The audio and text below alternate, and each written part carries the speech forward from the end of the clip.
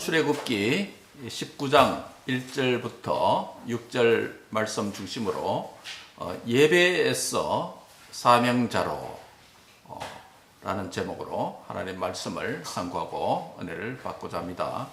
이스라엘 백성들은 애굽에서 나온 지가 어느덧 3개월이 지났습니다. 약 90일, 100일 가까이 지났네요. 그래서 드디어 현재 도착한 장소가 어디냐 하면 시내 광야입니다. 시내 광야에 도착했습니다. 시내산 앞에 출애굽 공동체는 장막을 치고 거기에 머물렀죠. 오늘 본문은 애굽에서 구원받은 이스라엘 자손들이 언약의 중보자 모세를 통해서 하나님과 이스라엘 백성 사이에서 언약을 맺는데 시내산에서 언약을 맺을 것을 기록하는 그런 내용의 말씀이죠. 하나님은 이들의 조상이었던 아브라함, 이삭, 야곱 등 개인들과 언약을 맺은 일들은 창세기를 보면 많이 나타나 있습니다. 그렇죠? 족장들 개인들과는 언약을 계속 맺어왔습니다. 그러나 오늘 본문에 기록된 대로 이스라엘 백성, 이스라엘 자손들 전체와 언약을 맺는 사건은 오늘 이 본문이 처음입니다. 개인적으로 아브라함과 맺고 또 이삭과 맺고 야곱과 하나님은 찾아오셔서 언약을 맺은 경우는 있지만은 이스라엘 자손들 전체와 집단적으로 하나님과 언약을 맺는 일은 여기에서 처음 있는 일입니다. 그래서 하나님은 이 언약을 맺고자 모세를 산으로, 시내산으로 부르시고 모세는 올라가게 됩니다. 하나님 백성 공동체 각자가 하나님을 만나는 것과 같은 의미를 가집니다. 족장들과 언약을 맺을 때는 개인 대 하나님으로 이렇게 맺었죠. 그렇게 맺었는데 이스라엘 공동체와 맺을 때는 이 공동체를 대표하는 모세를 부르셔서 하나님과 모세 사이에 언약을 맺지만 실제로는 공동체 전체를 대표하는 모세가 갈지라도 개인과 하나님이 맺는 것과 같은 효력을 발생하게 되는 것입니다. 그래서 우리는 오늘 이 언약을 맺는 이 장면의 말씀 중심으로 예배자에서 사명자로 나아가는 그런 내용의 말씀을 통해서 은혜를 받고자 합니다. 하나님을 향하여서는 예배자라면 신실한 예배자가 되어야 되겠고 또 세상에서는 또 능력 있는 사명자가 되어야 된다는 것이 언약 백성들이 살아가야 되는 삶의 두 기둥이라고 할 수 있습니다. 여러분, 우리 그리스도인이라고 할 때, 하나님 백성이라고 했을 때 이 땅의 삶이 복잡다단한 것 같습니다. 해야 될 일들도 많은 것 같습니다. 자업도 얼마나 많습니까? 직장도 자업도 방향 인생 얼마나 많이 있습니까? 다양한 사람들, 다양한 성향의 사람들이 있고 다양한 자업들도 있고 다양한 재능과 탤런트를 가지고 살아갑니다. 그런데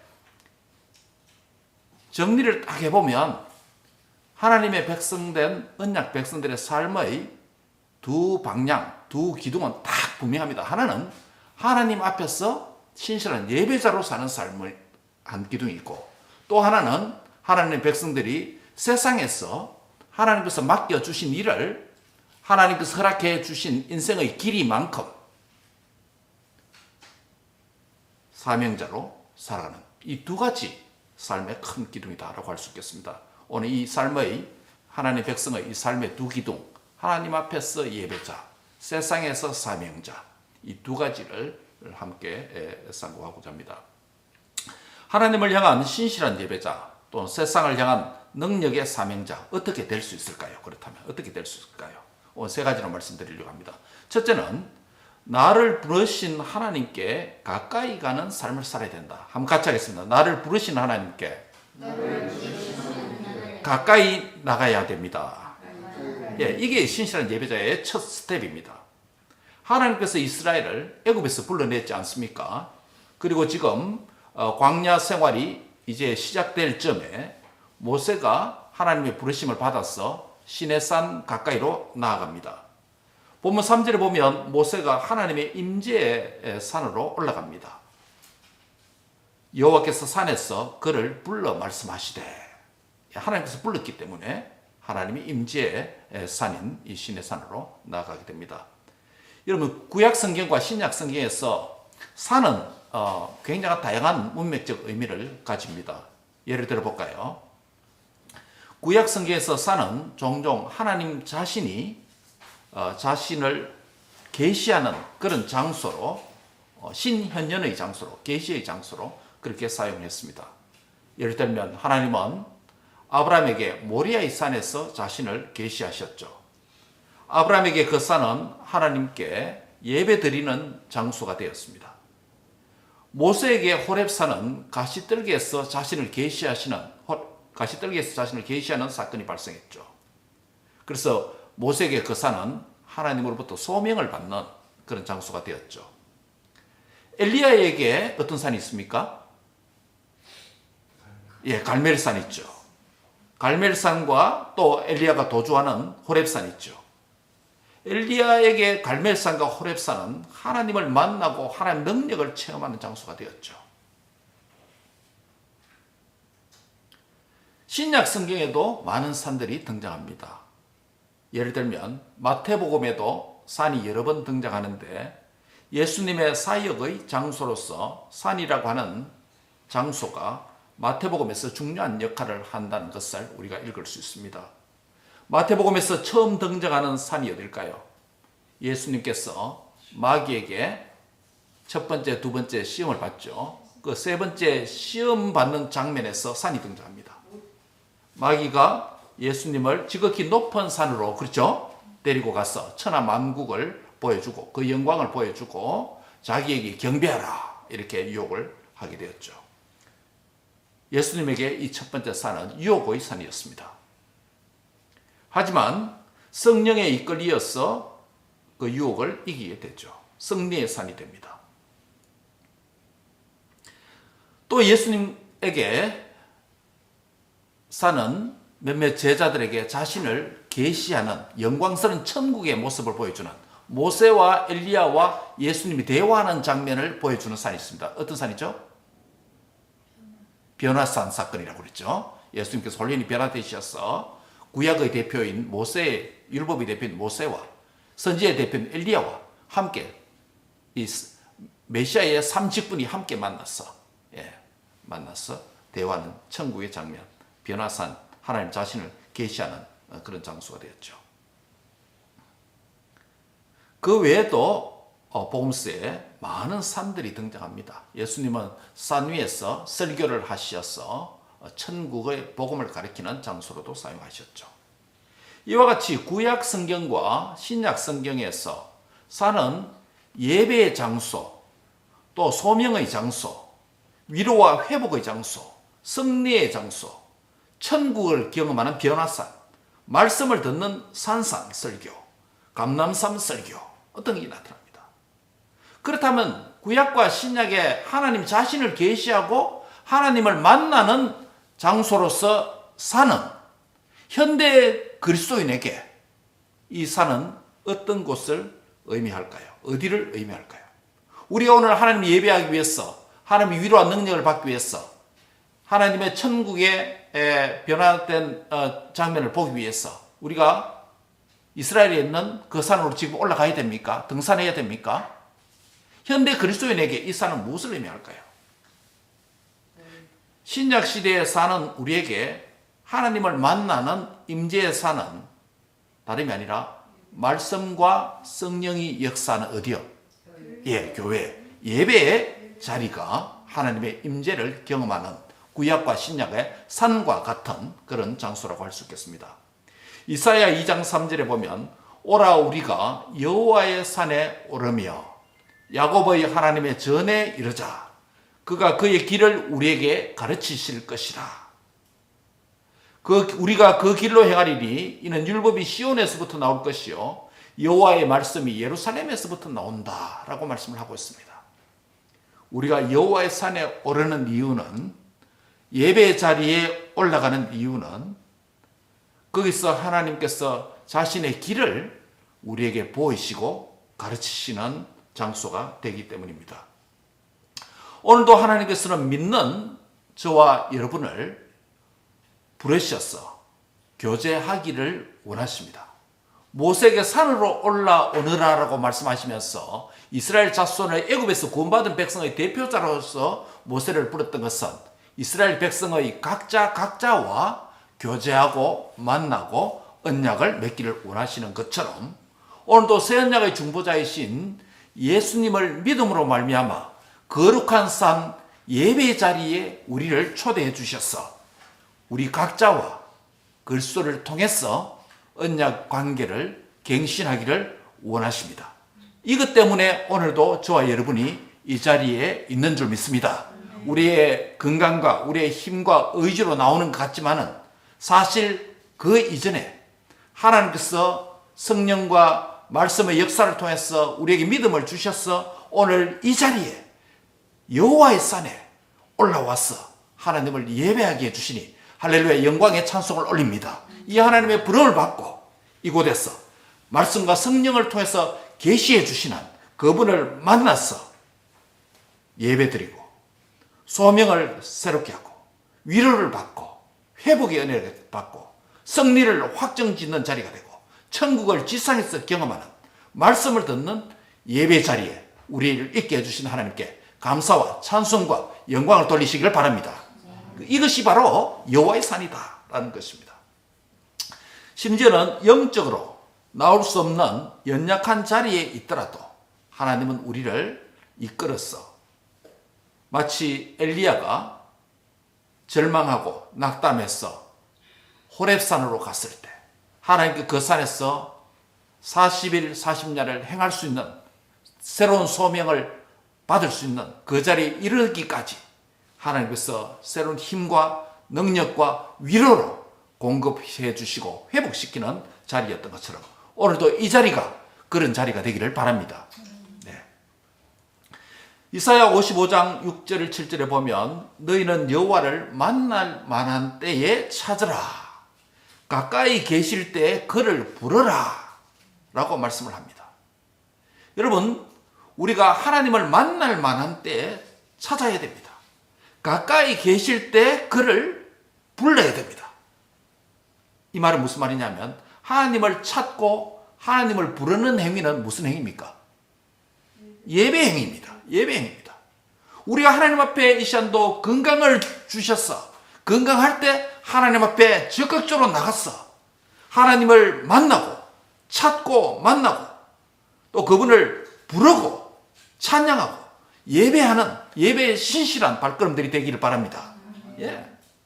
우리에게 믿음이 있을 때에 더욱더 하나님을 만나고 찾고 이 믿음 가지고 믿음으로 하나님을 부름으로 말미암아 그분의 말씀과 그분의 성령이 우리 안에 충만케 되는 이런 경험을 예배를 통해서 경험하시기를 바랍니다. 예. 그리하면 그가 긍휼히 여기시리라. 우리 하나님께로 돌아오라. 그가 너그럽게 용서하시리라. 우리가 죄를 지어서 하나님 앞에 나갈 만한 어떤 자신감과 자격이 부족함이라고 느낄지라도 우리의 공로로 우리의 느낌으로 우리의 자신 없는 이런 심정으로 나가는 것이 아니라 오늘도 우리가 찬양을 드렸던 것처럼 지난 1회 동안에 하나님 우리를 지켜주시고 그분 예수 그리스도의 십자가의 공로를 의지하고 내 자신감이 아니라 나의 의지가 아니라 주님이 나를 위해서 대속의 죽음을 주고 주셨다. 나의 모든 죄를 친히 담당해 주셨다. 예수님께서 죄와 사망과 사탄의 것을 이기고 승리하셨다. 라고 하는 이 믿음을 주님의 승리의 힘을 덧입고 그분의 공로를 의지하고 주님 앞에 날마다 나가기를 힘쓰는 예배자가 되시기를 바랍니다. 그래서 하나님은 날마다 나를 하나님 앞으로 점점 가까이 나아오기를 원하십니다. 가까이 오라. 가까이 오라. 오늘도 하나님께서 가까이 오라고 부르시는 그 음성 앞에 내 몸만 예배자의 자리에 있는 것이 아니라 내 마음도 내 중심도 하나님 앞에 가까이 가는 복된 예배가 되시길 바랍니다. 날마다 매일의 삶 속에서 하나님 앞에 어제보다 오늘이 조금 더 가까이 나가는 그런 은혜가 있기를 바랍니다. 예수님 오랜만이다. 예수님 오랜만입니다. 이런 인사는 좀 곤란하겠죠? Jesus, my Lord, long time no see. 예, 이런 인사는 좀 곤란합니다. 아침마다 예수님 굿모닝, 굿이브닝, 굿애프터눈.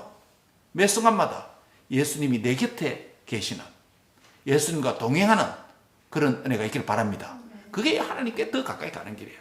예배 자리는 물론이고 매일의 삶 속에서 하나님 말씀과 기도를 통해서 더욱더 성령님이 내 안에 충만해지도록 하나님께 더욱더 가까이 가는, 매 순간 주님을 가까이 가는 그런 은혜가 있기를 바랍니다. 예. 그것이 오늘 모세를 산으로 부르시는 장면을 통해서 오늘도 우리를 예배 자리로, 하나님 자신에게로 가까이 부르시는 그 하나님 앞에 이번 주에도 내가 응답하는, 하나님께 가까이 가는 그런 삶으로 응답하는 복된 예배자가 되시길 바랍니다. 네. 두 번째로, 하나님을 향한 신실한 예배자, 세상을 향한 능력의 사명자, 어떻게 될 수 있습니까? 나를 만나 주시는 하나님의 은혜를 감사하며 살아야 됩니다. 한번 같이 하겠습니다. 하나님의 은혜를 기억하고 감사하자. 예, 본문 4절에 보면 내가 애굽 사람에게 어떻게 행하였음과, 산 위에 올른 모세에게 이렇게 말씀합니다. 내가 애굽 사람에게 어떻게 행하였는지, 그리고 내가 너희를 어떻게 독수리 날개로 너희를 업어서 내게로 인도하였는지 너희가 보았다라고 하나님께서 모세에게 말씀합니다. 무슨 말입니까? 산 위로 올라온 모세에게 하신 두 가지 말씀이 있습니다. 하나는 무엇입니까? 출애굽부터 현재까지 이스라엘 백성들의 행하신, 하나님께서 행하신 모든 일을 기억하도록 하시는 말씀입니다. 내가 애굽 사람에게 어떻게 행하였는지 라고 말합니다. 이는 애굽에서 구원받는 장면을 가리키죠. 또 두 번째 말씀 뭡니까? 광야에서 행한 하나님의 모습이죠. 내가 어떻게, 무슨 날개로?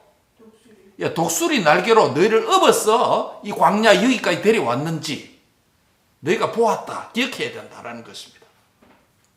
그래서 두 가지를 하나님께서 말씀하시는데, 앞서 말씀드린 대로 하나는 어디에 있어요? 애굽에서. 애굽에서 어떻게 구원받았는지, 구원의 문제를 언급하고, 여러분 애굽에서 어떻게 구원받았습니까?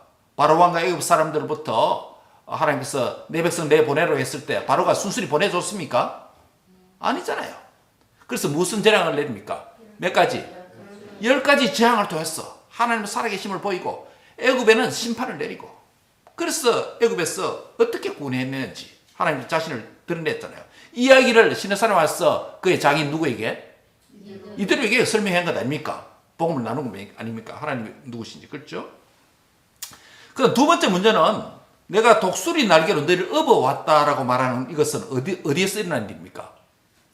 광야 여정에서. 광야에서 어떤 일들이 있었습니까? 첫 번째 위기가 뭐였습니까? 홍해 사건. 그렇죠? 뒤에는 애굽 군대가 따라오고 앞에는 막힌 홍해가 있고, 그것을 안전하게 건너게 하셨잖아요. 또 어떤 게 있습니까? 마라의 선물 사건. 그렇죠? 마라의 선물 사건도 있죠. 그 배고픔이 문제도 있었죠. 만나와 메추라기 내려주시고, 또 광야에서 목 말라서 무엇을 깨뜨렸어? 반석을 쳤어 물을 내는 사건도 있었습니다. 전쟁 사건 하나 있죠. 무슨 전쟁입니까? 누구와? 아말렉과의 전쟁도 있었죠. 이 모든 광야에서 위기마다, 어려운 일이 있을 때마다 하나님께서 그들을 안전하게 건져주셨는데, 그것을 오늘 은유적인 표현을 했습니다. 무슨 날개로? 독수리 날개로 어떻게 했다고요? 업어왔다라는 표현을 씁니다. 여러분, 이것은 실제로 당시에 독수리가, 새끼 독수리를 양육하는 과정을 하나님께서 이스라엘 백성을 광야에서 보호하고 지키시고 인도해온 것을 여기에 은유해서 말씀합니다. 여러분, 독수리는 새 중에 새 아닙니까? 그렇죠? 예. 우리 보스턴에 있는 제가 한 5년 정도 봉사했던 미국 교회, OPC 교회인데요. First Presbyterian Church in Ipswich, 거기에 미국 교회인데 지금 우리도 갔을 때 한 300명 되는데 지금 아주 캠퍼스도 2개 돼가지고 한 뭐 500명, 700명까지 많이 모이는 교회 되는 것 같아요. 우리 지금 그 교회를 미국 교회를 한 5년간 보스턴에 공부하면서 섬겼는데요. 그게 한국 장로님이 한 분이 있어요. 댄오라고. 페이스북에 사진을 아주 잘 찍는 분이에요. 전문 사진가가 됐는데 엔지니어링 공부하고 케미컬 엔지니어 공부하시고 직장생활 하시면서 아마추어 사진가 지금 뭐 사진 책도 내고 뭐 아주 사진 잘 찍는 분입니다. 카메라도 아주 큰 거를 찍는. 그 사진을 종종 올라 보면 독수리가 먹이를 새를 또 짐승을 내려오면서 집어가지고 발톱으로 이렇게 집어 올라간 장면을 보고 새끼 먹이를 그런 장면 사진을 많이 찍어놓은 걸 올리는 걸 보게 됩니다. 예, 높은 하늘에서 물 속에 있는 잘 안 보일 것 같은데 그 잉어라든지 그 다음에 셀몬 이런 것들을 뭐 날카로운 이 발톱을 가지고 이렇게 날아오는데요. 물이 다이빙해서 집어서 올라가는 거. 예, 그런 장면도 사진들을 보여주고 있습니다. 진짜 새 중에 새라는 것을 그런 장면들을 통해서 보게 됩니다. 그런데 그런 새 중에 왕새라고 해야 되나요? 새 중에 새와 같은 그런 존재를 키우기 위해서는 그 어미 독수리가 새끼 독수리를 그렇게 강하게 훈련시키는 것입니다. 사람이 이르지 못하는 저 절벽 꼭대기에 거기에 둥지를 지어서 거기 알을 까고 새끼를 놓죠. 그런데 그 새끼가 이제 깃털이 나고 조금 뭡니까? 날개짓을 하게 되면 그때 되면 비상훈련을 시키기 위해서 그냥 둥지에서 밀어 떨어뜨려 버립니다. 그래서 새끼들이 날려고 막 날개를 푸덕거리죠. 날개 근육이 움직이고 뼈가 움직이고 이렇지 않겠습니까? 근데도 너무 새끼이기 때문에 스스로 그 절벽에 떨어져서 날아오르기에 힘이 부족하지 않습니까? 그럴 때 어미도수가 밑으로 싹 날아와서 날개를 펴서 그 위에 사뿐히 앉도록 따뜻하고 포근한 그 어미의 날개에 안착하도록. 그래서 비상훈련을 반복적으로 해서 어린 독수리가 강한 새로, 새 중의 새로 자라가는 거 아닙니까? 오늘 본문이 그겁니다. 이스라엘 백성들이 광야 여정에서 수많은 위험과 시련과 고난이 많습니다. 애굽에서도 힘들었지만 광야 여정에서 더 힘든 것입니다. 그 위기 때마다 하나님께서 그들을 훈련시키기 위해서 떨어질 것 같으면 시련 가운데서 어려움 가운데서 떨어져서 꽁두박질 하려고 할 때 그때 하나님께서 독수리처럼 그 세차게 날아와서 날개를 확 넓게 펴서 그 위에 자기 백성들을 사뿐히 내려앉도록 그래서 자기 백성들이 스스로 설 수 있는 그런 자리에 나가도록 반복적으로 훈련시키죠. 그게 광야의 훈련입니다.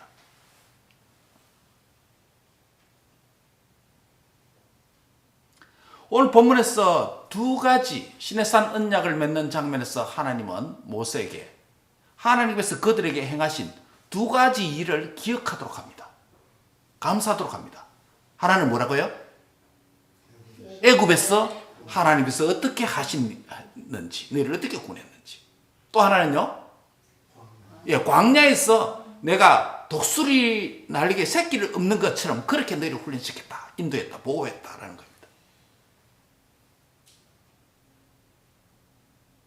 우린 종종 어떤 사고나 어떤 충격적인 일로 인해서 정신적인 기능이 마비되어서 과거의 기억들이 부분적으로 혹은 전부가 상실되는 경우를 들어봅니다. 반대로 어떤 기억을 필요 이상으로 크게 확대하게 되어서 그것만 기억하는 경우도 있습니다. 그것을 우리가 정신적 외상, 트라우마라고 부르죠. 사람이 큰 충격을 받으면 과거의 사건을 일부 또는 전부를 기억하지 못합니다. 때로는 기억하기도 싫어지고 그 충격이 너무 크면 말을 하지 못하는 실어증을 앓는 경우도 있습니다. 그리고 특정 사건만 깊이 생각해서 그것에 붙잡혀서 현재 건강한 삶을 사는데 방해를 받는 경우도 들어 있습니다. 어미 독수리가 어린 독수리를 비행훈련을 시킬 때에 어린 독수리에게는 떨어지는 그 순간에 너무나도 힘들고 충격적인 사건이 될 수도 있습니다. 하지만 새끼 독수리가 땅에 떨어질 위험의 순간보다 훨씬 더 빨리 어미 독수리의 따뜻하고 튼튼한 날개가 어느덧 새끼 독수리를 편안하게 안착하도록 하는 그런 모습을 보게 됩니다. 어린 독수리에게 떨어지는 순간과 과정이 있는가 하면 어미 독수리의 날개 위에 엎여 있는 순간도 과정도 있습니다. 이런 반복 행위를 통해서 떨어지는 순간의 두려움과 공포는 평안과 안전으로 바뀌게 되죠. 힘들고 고통스러운 순간들이 반복 훈련이 되면 그것을 즐기고 엔조이하는 단계로 들어갑니다. 후에는 어미 독수리의 도움 없이도 스스로 날개짓하고 높은 창공을 마음껏 날게 되고 사냥감도 포획하게 되죠. 우리의 신앙생활도 이와 같습니다. 우리에게는 크고 작은 여러 종류의 시련과 고난이 있습니다. 이럴 때는 정말 힘들기도 힘들고 남에게 함부로 말하기도 싫고 답답하기 그지없습니다. 그러나 이러한 시련과 고난은 우리에게 절대로 무익한 것이 아니라는 것을 아셔야 합니다. 떨어지는 훈련을 여러 번 하게 하시고 떨어질 때 하나님은 우리로 하여금 하나님 자신을 믿고 신뢰하도록 의지하도록 하는 훈련을 시켜오고 있다는 사실입니다. 그래서 우리를 때로는 우리의 생각보다 훨씬 높은 곳에서 떨어뜨리기도 하십니다. 하나님, 제가 감당할 수 없는 높이에서 떨어뜨립니다. 그렇게 두려워할 수도 있습니다. 심지어는 수치와 비굴과 비참과 아픔의 상황에까지 떨어지기도 합니다. 때로는 우리 삶의 깊은 실패와 좌절과 시련의 나락으로 떨어지기도 하십니다. 그러나 그때마다 하나님께서는 절묘한 타이밍에 절묘한 방법으로 무작정 떨어지는 것 같은 우리를 그분의 날개를 펴서 튼튼하고 따뜻한 그분의 탄력 있는 날개에 떨어지도록 안전하게 저와 여러분을 내려놓게 하십니다. 그런데 때로는 시련 중에 너무 힘들어서 이것이 하나님의 인도인가라고 의심할 때도 있습니다. 절망과 좌절과 회의감이 들 때도 있습니다. 더 심하면 패배주의에 사로잡혀서 살 기력조차 나지 않을 때도 있습니다. 이런 때는 하나님께서는 여전히 우리를 낮추고 떨어뜨리고 계시는 때일 수도 있습니다. 그러나 우리가 아무리 떨어지는 고통 속에 있더라도 우리는 안전한 하나님의 날개 위에 떨어진다는 사실을 확실히 믿기를 바랍니다. 문제는 이런 때 나의 시련의 경험이 너무 컸어 내 자신이 하나님의 날개 위에 엎여 있다는 것도 잊어버리고 산 수도 있습니다. 여러분, 하나님의 날개는 여러분의 시련의 크기보다 더 넓다는 것을 믿고 확신하시기 바랍니다. 주의 날개가 정신없이 떨어지는 저와 여러분을 안전하게 업어주시고 안아주시고 품어주시는 하나님이신 줄 믿습니다. 이것이 광야 같은 인생에서 우리가 경험하는 하나님의 은혜와 사랑인 것입니다. 이스라엘이 과거 광야 여정에서 실패한 경험들만 생각하고 그것보다 더 큰 은혜로 여기까지 왔다는 것을 잊어버린다면 하나님과 어떻게 시내산 언약을 맺을 수가 있겠습니까? 우리도 마찬가지입니다. 신앙생활의 중병은 하나님의 애굽에서 죄로부터 구원시켜 주시는 그 구원의 은혜를 기억하지 않고 잊어버리는 것에서 출발합니다. 구원받은 이후에 광야 여정에서 수많은 떨어지는 훈련들을 했는데 그 떨어질 때마다 주님이 세차게 독수리 날개를 펴서 우리를 사뿐히 앉아있도록 하시는 광야에서 하나님께서 우리에게 날개 펴주시고 품어주시는 그 은혜를 잊어버리는 것부터 신앙의 중병이 시작됩니다. 하나님 앞에 나올 때마다 하나님께서 우리를 죄로부터 사망으로부터 사단의 권세로부터 이 모든 것을 상징하는 애굽으로부터 저와 여러분을 건져주신 구원자 하나님이라는 것을 기억할 수 있기를 바랍니다. 그 구원의 하나님께 찬양을 드리는 그런 예배자가 되시길 바랍니다. 또 하나 기억할 것은 구원받은 이후에 이 광야 여정에서 수없이 시련으로 패배로 나락으로 떨어지는 그런 가운데 주님께서 세차게 우리의 시련보다 더 넓은 날개를 펴서 날아오셔서 우리가 땅에 떨어지지 않도록 사뿐히 사뿐히 내려앉도록 그분 위에 업히도록 이것이는 독수리 새끼를 어미 독수리가 날개 위에 사뿐히 떨어지도록 하는 이 은혜를 광야에서 경험하게 하시는 그 하나님의 광야에서 우리를 도우시는 그 하나님의 은혜를 기억하고 예배하는 복된 은혜가 있기를 바랍니다. 예? 여러분 어부바 아시나요? 어부바? 어부바 뭐예요? 예, 아이들에게 베이비 아이들에게 엄마에게 업혀라 어부바 그 어부바라 그랬잖아요. 이 사투리입니까? 표준말입니까? 어부바가 사투리입니까? 부모가 우리 아장아장 걷는 어린아이를 어부바라고 하는 이유가 무엇입니까? 내가 데려가고 내가 너를 업어서 안전하게 원하는 장소까지 데려가겠다 그런 의미가 담겨 있지 않습니까? 스스로 걸을 수 없고 많은 운동량을 걸을 수 없는 감당할 수 없는 그런 거리에 있을 때 엄마가 아이를 어부바라고 하고 뒤로 손을 내밉니다. 하나님은 저와 여러분을 그분의 날개 위에 어부바 날개를 펴서 어부바라고 하셔서 우리를 태워서 여기까지 인도하신 줄 믿습니다.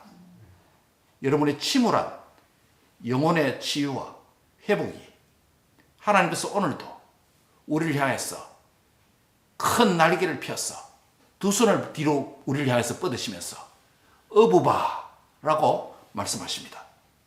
광야의 여정에서 피곤하고 지쳐 있을 때 내가 혼자 걷기에 다리가 너무 아플 때 더 이상 달려갈 수 없을 만큼 호흡이 가쁠 때 젊음과 좌절 때문에 의욕조차 나지 않을 때 내 힘으로 이 일은 감당할 수 없을 만큼 부담과 힘이 들 때 주님은 살며시 우리에게 오셔서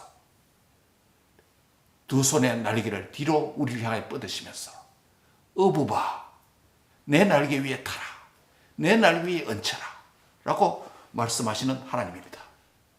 그러므로 하나님은 나의 어부바가 되십니다. 한번 같이 하겠습니다. 하나님은 나의 어부바입니다. 옆 사람이 하나 합시다. 하나님은 당신의 어부바가 되십니다. 어부바 하는데 반응은 뭐라고 해야 됩니까? 어부바 하면 어떻게 해야 됩니까? 예스 할 뿐만 아니라 어떻게 돼요? 업해야죠. 그분께 업해야죠. 하나님 오늘 우리를 향해서 어부바라고 할 때 우리는 아이고 하나님 등 근육이 너무 딱딱해서 업히기 싫어요. 힘들어요. 그게 아니라 편안하게 그냥 업히면 됩니다. 독수리 새끼가 떨어질 때 독수리 어미가 날개를 펴서 사뿐하게 그 얹히도록 그렇게 하는 것처럼 안전하게 인도하시고 그렇게 해서 강하게 훈련시키는 거 아닙니까? 새 중에 새가 되게 하는 거 아닙니까? 오늘도 하나님께서 새 중에 새가 아니라 성도 중에 성도가 되도록 하기 위해서 세상에서 승리자가 되도록 하기 위해서 오늘도 약할 때마다 힘들 때마다 주님께서 우리의 강한 믿음의 사람을 훈련시키기 위해서 나를 향해서 어부바라고 손을 내미시는 그분의 품에 안기시기를 바랍니다. 그분의 날개 위에 사뿐히 내려앉는 은혜가 있기를 바랍니다. 예. 마지막 세 번째로 하나님을 향한 신실한 예배자, 세상을 향한 능력의 사명자가 어떻게 될 수 있습니까? 나를 보내시는 세상에서 사명자로 살아야 됩니다. 한번 따라합니다. 나를 보내시는 세상에서 사명자로 살아야 합니다. 지금까지 앞에 두 가지는 하나님 앞에 나와서 신실한 예배자에 대해서 말씀드렸습니다. 그렇죠? 하나님이 부르시는 산으로 나아가야 되죠. 나와서 무엇을 기억해야 된다고요? 어떤 은혜? 애굽에서 건져주신 은혜, 구원의 은혜죠. 또는요? 또는요 뭐죠? 광야에서 광야에서 건져주신, 인도해주신 그 은혜를 기억하면 감사함의 예배자가 됩니다. 마지막 세 번째는 세상에서 사명자의 삶을 살아야 된다고 말씀합니다. 우리가 사는 세상은 풍파가 많고 할 일이 많은 세상입니다. 그런데 하나님은 이곳으로 우리를 보내시기를 원하십니다. 교회당에만 앉아있기를 원치 않습니다. 하나님은 우리를 세상으로 보내기를 원합니다. 세상으로 보냄을 받은 세 가지 사명자로서의 가져야 될 세 가지 정체성이 있습니다. 첫 번째가 뭐냐면 5절입니다. 따라합니다. 나는 하나님의 소유입니다. 5절 같이 읽습니다. 5절입니다. 시작. 세계가 다 내게 속하였나니 너희가 내 말을 잘 듣고 내 언약을 지키면 너는 열국에서 내 소유가 되겠다. 예, 여기서 하나님의 세상으로 나간 자는 내 자신이 어떤 정체성을 가진 자다? 하나님의 소유자, 하나님의 소유다라는 이 확신이 필요합니다. 내가 세상으로 나가는데 내 스스로 나가는 것이 아니라 내가 하나님의 소유다라고 하는 이 자아상을 갖는 게 너무 중요합니다. 여기서 소유라는 말이 히브리어로 말하면 아주 유명한 단어입니다. 기억하십니까? 세굴라입니다. 세굴라. 한 따라입니다. 세굴라. 예, 세굴라. 구약성에서 8번 사용하는데 이 소유라고 하는 표현은 특별한 단어예요. 세굴라. 특별한 소유, 보석과 같은 귀중한 존재라고 할 때 이 세굴라라는 단어를 씁니다. 여러분 손가락에 반지 있습니까? 팔찌, 시계 있습니까? 가까이 딱 차서 내 소유는 내 것이라는 말 아닙니까? 하나님께서 세상을 향하는 언약 백성을 향해서 누구의 소유다? 하나님의 소유다. 내 소유다라고 이렇게 말한 게 세굴라라는 거예요. 세굴라. 네가 세상에 있더라도 세상에 속한 자가 아니라 저 멀리 깊은 세상에 들어가더라도 너는 누구시다? 예, 너는 누구에게 속했다? 하나님에 속했다는 거예요. 여러분 우리가 어디 있든지 어떤 일을 하든지 어떤 상황에서 일을 하든지 누구의 소유다? 하나님의 소유다. 세굴라예요. 저는 어제 깜짝 놀랐습니다. 우리 김민주 강사님, 우리 김성환 선생님 어제 우리 식사 자리에 함께 하지 못했는데 어떻게 전달 받으실 게 강도를 당했다 이렇게 해서 너무 걱정이 되었습니다. 그래서 우리 이 권사님도 아이고 몸은 괜찮습니까? 이렇게 물으시고 다치시는가 싶어서 강도 총등 들어온다 싶었어. 저도 어제 밤에 와서 아이고 우리 김성환 선생님 가정에 이제 유아세례 받고 하나님께서 귀한 은혜를 주시고 믿음을 회복의 은혜를 주시고 이 은혜가 맞는 곳에 또 호사다마라 그래서 아유 마귀가 역사하라. 그래서 또 하나님 어젯밤에 또 많이 무릎을 꿇고 기도했습니다. 오늘 아침 들어보니까 그런 일은 전혀 없었다고 이렇게 하는데 예. 예, 그런 일이 있든 없든 세상에서 위험을 당하든 당하지 않든 우리는 누구의 소유다? 그게 뭐라고 해요? 히브리어로 세굴라. 너는 나의 소유다. 하나님께서 책임진다는 겁니다. 저와 여러분은 하나님의 소유, 하나님의 존귀한 보석과 같은 존재인 줄 믿습니다. 하나님의 소유다. 세상으로 나간 자는 첫 번째 가져야 될 정체성은 하나님의 소유라는 의식이 필요합니다. 두 번째 뭐가 필요하죠? 제사장 나라. 6절 같이 읽습니다. 6절 시작.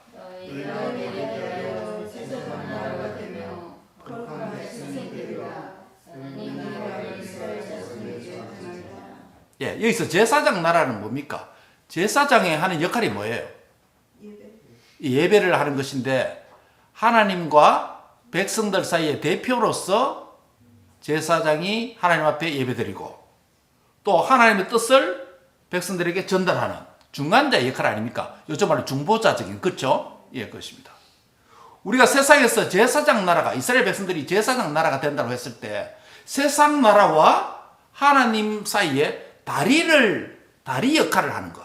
세상 나라가 하나님께 갈 수 있는 길을 준비하는, 또 하나님의 복과 은혜를 세상에 전달하는 중간자의 역할. 그게 뭐라고요? 제사장의 역할이라는 거예요. 제사장 나라가 된다는 것은 바로 그런 의미예요. 그러면 우리가 그리스도 안에서 저와 여러분이 제사장 나라가 된다고 했을 때 무슨 의미겠습니까? 세상과 하나님 사이에 무슨 역할? 제사 역할, 다리 역할, 이어주는 역할이라는 겁니다. 하나님의 복과 은혜도 세상에게 전달되도록 복의 통로가 되고, 또 세상 사람들이 하나님께 예수님을 믿어서, 복음을 믿어서 하나님께로 올 수 있도록 복음으로서 다리를 놓는 역할을 하죠. 우리가 세상에서 사명자로 살아갈 때 두 번째 정체성이 뭐라고요? 제사장 나라. 하나님을 향하여는 예배자. 세상을 향하여서는 사명자인데, 세상에서 우리가 정체성 사명자로 살아갈 때 첫 번째 정체성이 뭐라고요? 우리 자신이 어떤 존재다?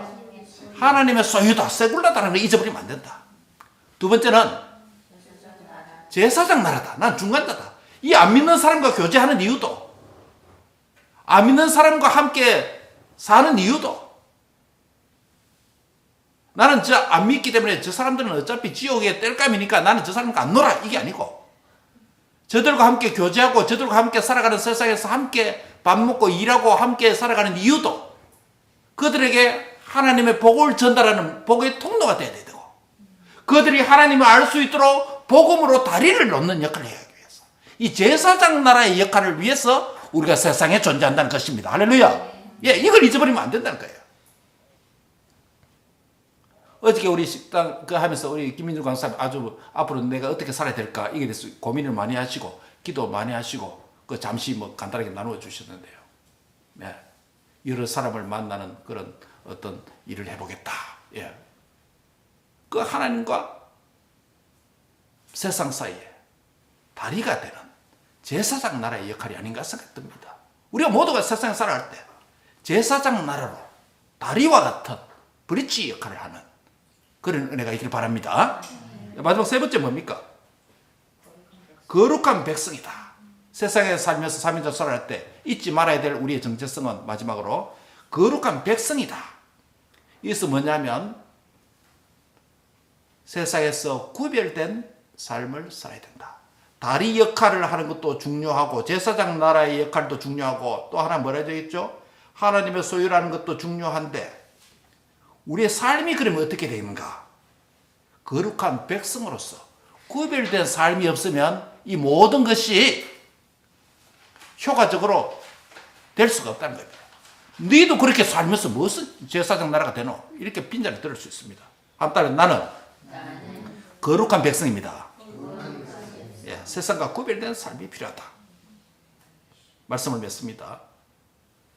베드로전서 2장 9절을 한번 보시기 바랍니다. 베드로전서 2장 9절. 베드로전서 2장 9절. 같이 한번 읽습니다. 2장 9절. 아주 오늘 설교를 요약하는 신약의 말씀입니다. 베드로전서 2장 9절. 같이 읽습니다. 찾으셨습니까? 예, 같이 읽습니다. 시작. 그러나 택하신 족속이요 왕같은 제사장들이요 거룩한 나라요 그의 소유된 백성이니. 이유가 뭡니까? 이는 너희를 어두운 데서 불러내어 그의 기이한 빛에 들어가게 하신 자의 아름다운 덕을 선전하게 하려 하십니다. 너희는 뭐 택하신 뭐다? 택하신 백성이다. 족속이다. 왕같은 뭐다?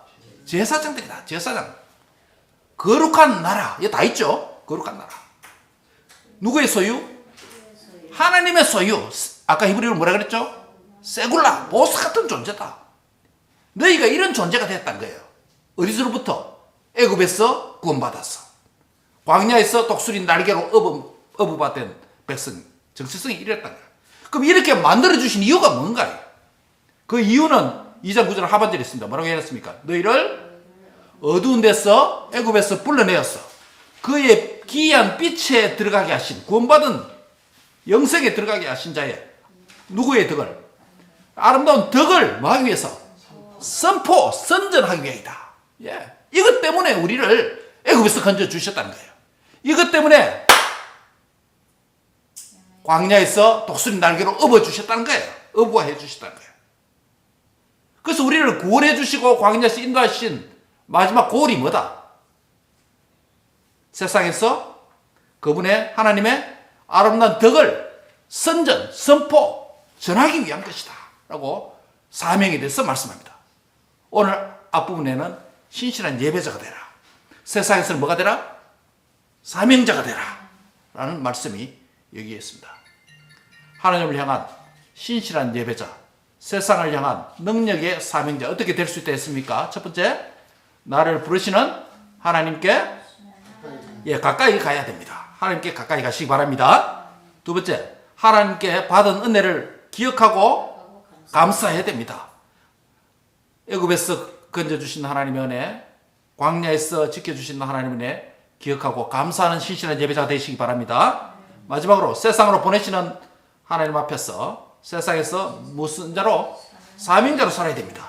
사명자의 세 가지 정체성이 있죠. 잊지 말아야 될 거 꼭 기억해야 될 세 가지. 뭐 첫째는 나는 하나님의 소유이다. 두 번째 제사장 나라. 거룩한 백성의 존재를 기억해야 된다. 하나님을 향하여 신실한 예배자, 세상에서 능력 있는 사명자로 승리하는 저와 여러분 되시기를 주의 이름으로 축복합니다. 기도하겠습니다. 하나님 감사합니다. 세상을 향한 하나님을 향한 신실한 예배자가 되게 해주시고 날마다 하나님 앞에 더 가까이 가는 저희가 되게 하여 주옵소서. 하나님 앞에 나와서는 애굽에서 건져주신 구원의 은혜를 기억하고 감사하는 자가 되게 해주시고 광야 여정에서 동행하시고 인도하시는 은혜를 기억하며 감사하는 예배자가 되게 하여 주옵소서.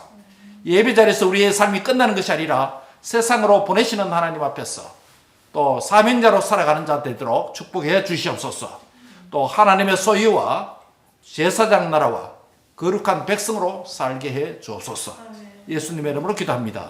아멘.